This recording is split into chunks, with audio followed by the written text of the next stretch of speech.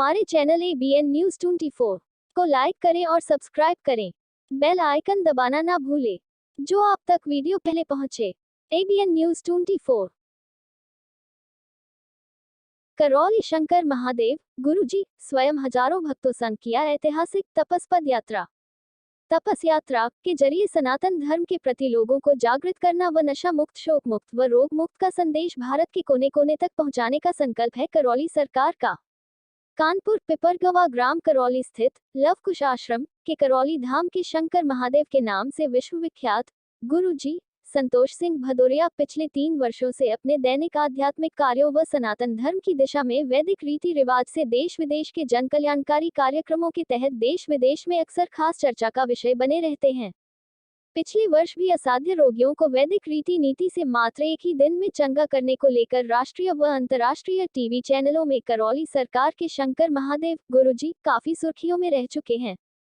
बावजूद उसके करौली सरकार के शंकर महादेव गुरुजी को अपने आध्यात्मिक वैदिक ज्ञान पर पूरा भरोसा है कि उन्हें कोई भी चैलेंज नहीं कर सकता और आज तपस यात्रा अपने रास्ते को तैयार करते हुए पूरे भारत को नशा मुक्त, रोग मुक्त, शोक मुक्त भारत का संदेश देने का लक्ष्य तय किया है, जिसके तहत उन्होंने कठिन व जटिल तपस्या यात्रा व दंडवत यात्रा करने का क्रम पिछले कई महीने से जारी कर रखा है।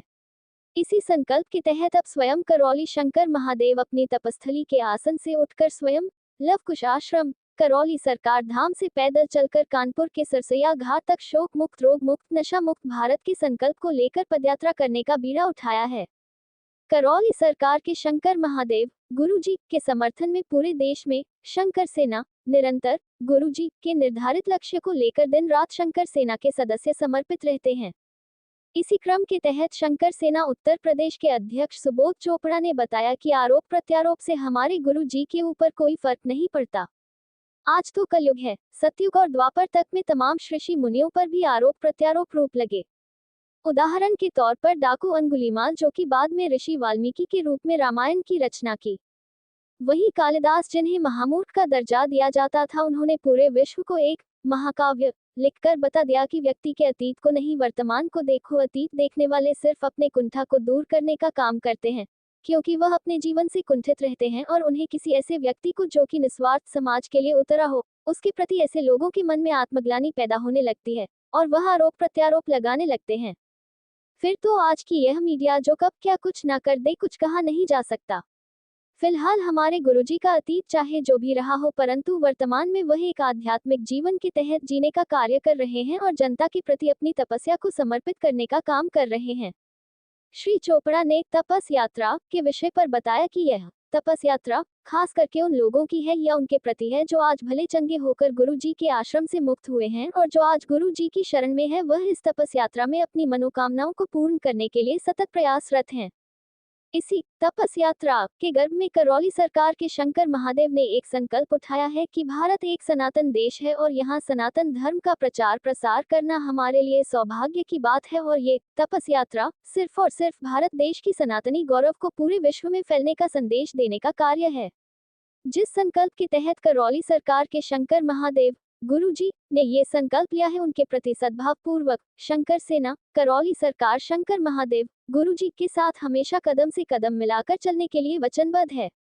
श्री चोपड़ा ने तपस यात्रा के विषय पर ने बताया कि करौली आश्रम से चलकर सरसैया घाट पर ये तपस यात्रा समाप्त हुई, जहां रात 8 और 9 के बीच में गंगा मैया को विशाल चुनरी पहनाकर दीपदान करते हुए मां गंगा की महाआरती हुई और प्रातःकाल परम पूज्य शंकर महादेव गुरुजी द्वारा गंगा आचमन व रुद्राभिषेक का कार्यक्रम होगा।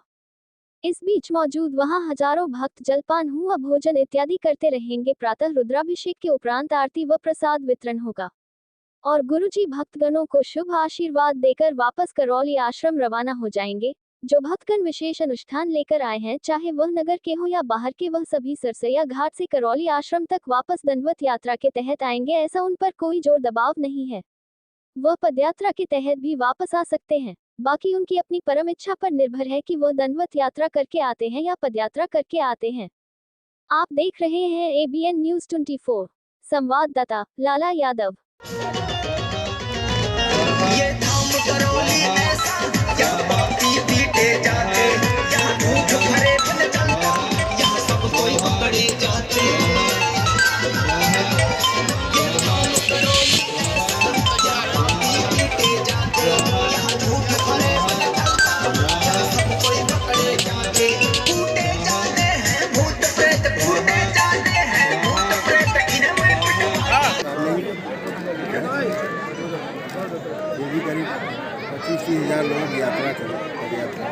आई है, कहाँ तक की जाए खत्म हुई गौरी है? शंकर महादेव धाम